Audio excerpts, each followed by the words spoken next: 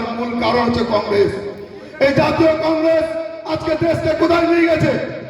আজকে 55 থেকে 60 বছর রাজত্ব করার পর আজকে দেশের বর্তমান কোথায় দাঁড়িয়ে আছে?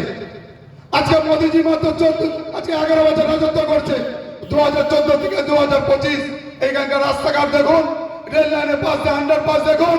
আজকে মানুষের কল্পনা করতে পারতো না 11 বছর দেশের উন্নয়ন আছে কোথায় করে দেখিয়েছে। আজকে আমাদের আছে এমস হাসপাতাল দেখুন, প্রত্যেকটা দেখুন, প্রত্যেকটা শিক্ষা ক্ষেত্রে বড় বড় ইউনিভার্সিটি দেখুন। আজকে মোদীজির নেতৃত্বে আজকে 11 বছরে দেশ আজকে কোথায় ছিল, 11 বছর পর আজকে 2025-এ ভারতবর্ষ যে কোথায় দাঁড়িয়ে আছে।